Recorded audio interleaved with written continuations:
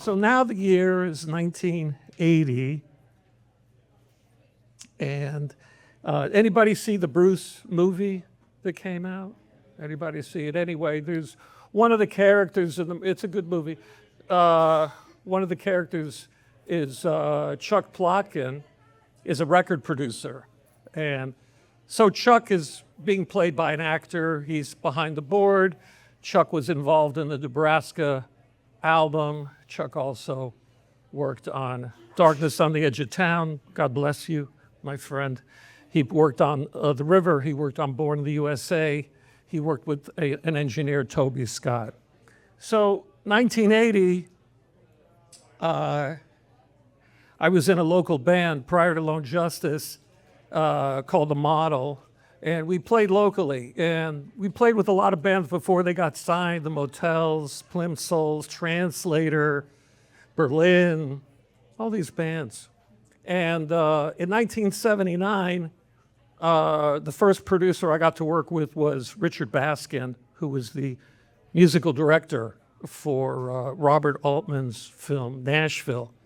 And we did some tapes, and one of the songs got played on KROQ in 1979. For us, that was a big deal while we were playing Club 88, probably playing shows with Wet Picnic, Gustavo Santaolall's band, great band, brilliant writer and composer.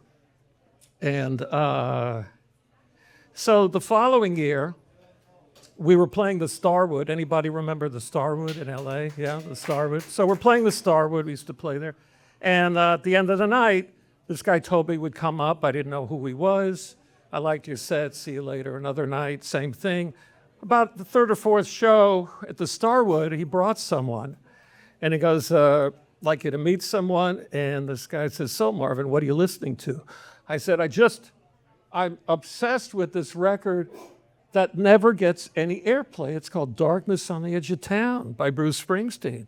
And this guy looks at me, he goes, I worked on that album. And I was like, oh my God, it's amazing. He goes, look, why don't you guys come by the studio and we'll just record. We just rolled tape. So it's 1980. We're like, fine, we'll do that.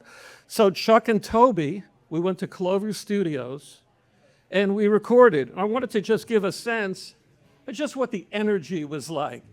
We never released the record, and Toby called me about a year ago, and he goes, I just found a bunch of tapes that we did together at Clover. Can I send you these quarter-inch reels? I said, that would be great. Let's do that. So let me play you something real quick. I brought a cassette machine. All right. 1980. No CDs. No digital, no phones, vinyl and cassettes. Let's see if this will work.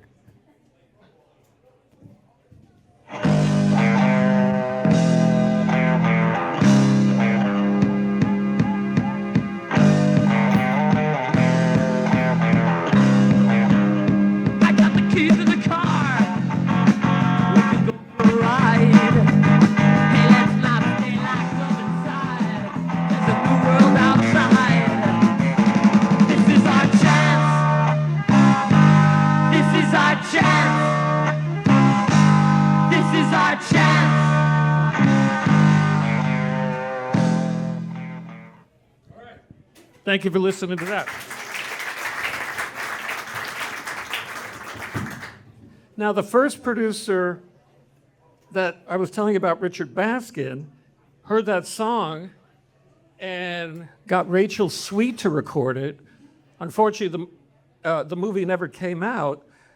Richard called me again. He goes, hey, meet me at this club in the Valley, and Clarence Clemons is playing.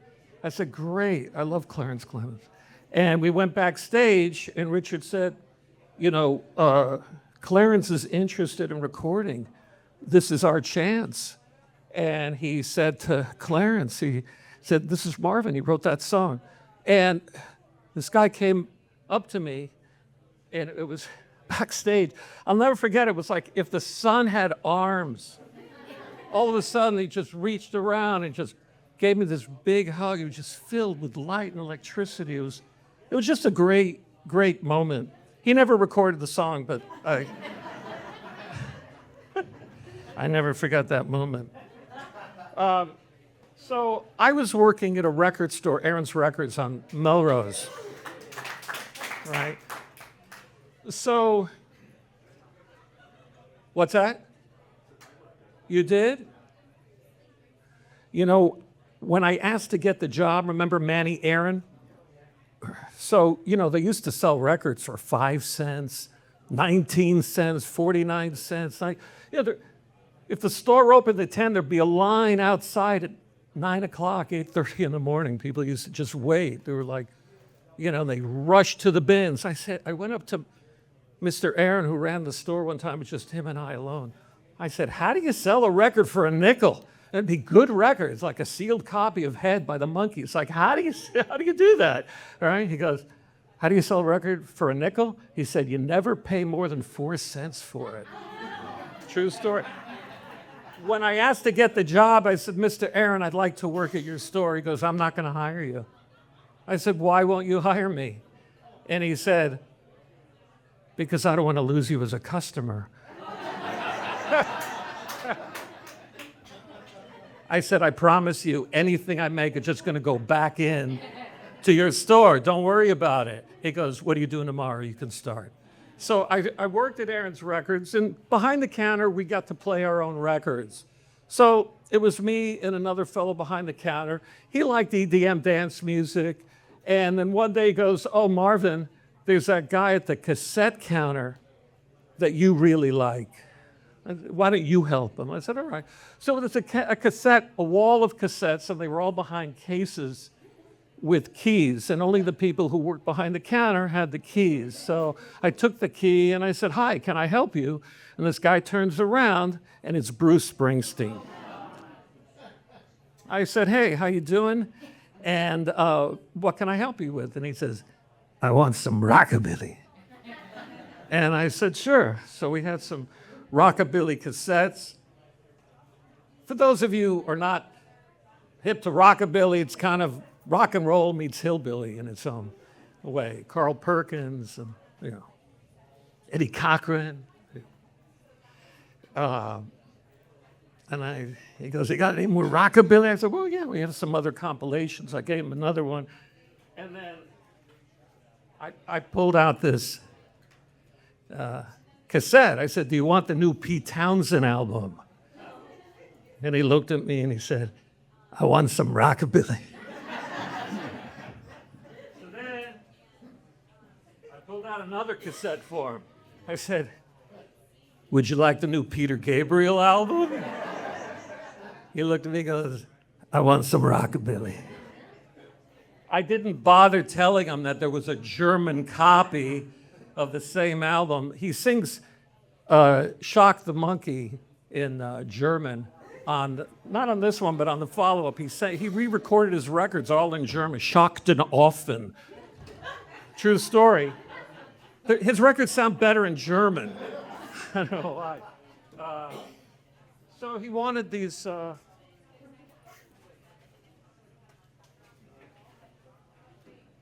He wanted these rockabilly records. So I gave him about 4 or 5 cassettes. I said, you know, it's about 5 o'clock. I'm just going to go in the back and punch out and say goodbye to a couple people. Really nice to meet you.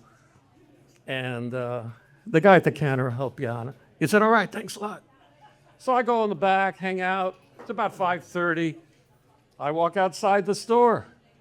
And there's Bruce Springsteen, like looking around. He's like looking around. Lost. I go, are you looking for something? He goes, yeah, I'm looking for my car. I go, you looking for your car? Where'd you park it? I parked it right here. I think you parked it right there. Well, you know, they tow between 4 and 6. Oh, man. Well, I said, you know, I know where they take the cars. It's about 5, 6 blocks that way. And if you want, I'll walk with you. It's like this little station, little gas station. All right, let's go. So Bruce Springsteen and I, we walk on Melrose Avenue for like a half hour. And I tell him how much I like Born to Run because, it's the only track on the record that doesn't have Max on it, and it's a really unique drum part like The Who. And we just start talking about music, and at the time, we had just recorded with my band, The Model, in the same studio that he's in now, mixing his album that would become The River. So I said, I know Chuck Plotkin, I know Toby, we just recorded at the studio at Clover. Oh, that's great. So by the time we got to the station, it was like we were in a band together. So we get to the station, and I tell the guys working there, I said, hey, my friend, he had his car towed. Would you mind if he could pick it up? The guy goes, oh man, I'm so sorry, we don't take those cars anymore. Bruce looks at me and goes, I got to get to the studio. I said, well, all right. And so, I'm going to go across the street and let's get a cup of coffee or something. He says, all right, I'll see you later. So I come out like 20 minutes later, across the street, and there's rush hour traffic, Melrose Avenue, Bruce Springsteen is hitchhiking, and nobody's picking him up. True story. So I go up to him, I said, Bruce, you know what the problem is? He goes, what's the problem, man? I go, right now, nobody knows the difference between you and me. I said, you know what you got to do? He goes, what do I got to do now?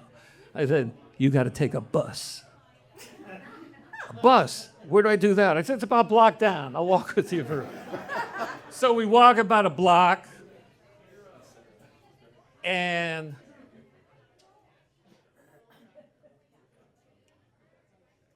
we're waiting for a bus. I'm waiting for a bus with Bruce Springsteen, has his car towed. So finally a bus shows up, and he's like, oh man, I don't have any change on me. So I give him 50 cents for the bus, and I wish him well. And but I have to say, I'm still working at the record store, and so a guy walks in, and by this point, the record that Bruce had been working on with Chuck and Toby at Clover had come out. And there are two records side by side on the wall. And this guy walks in, and he goes, and he points to this one. And he goes, is that the guy that just got shot? I go, no, it's the other guy. He goes, all right, man. And the guy walks out. The guy, he walks out. And later on, we had a manager for about 5 minutes, this wonderful woman, Patty Farrello. And she had this idea. She said, I want to give you one more shot before you guys break up. I said, okay, because we're about to call it, I said. And she said, I think Ian Hunter and Mick Ronson should be your producer. I said, well, first off, I love Mott the Hoople, and Mick Ronson's one of my favorite guitar players of all time. So she said, look, they're playing at the Roxy. Why don't you show up? So we went to the show. I got to meet them backstage, but I spent more time talking with Ian Hunter. I just thought he was great. So the guy that had told me behind the counter to go talk to Springsteen at the cassette, with the cases, he said, Marvin, you have to see this. So there was a record that came out called Ian Hunter Live, and it's not really about the music. It's about this one thing. He said, look at this. This guy didn't like Ian Hunter, but he said, look, Mick Ronson is wearing a pin that says The Model on it. He goes, is that your band? I said, yeah, that's my band. So anyway, I want to say thank you for listening.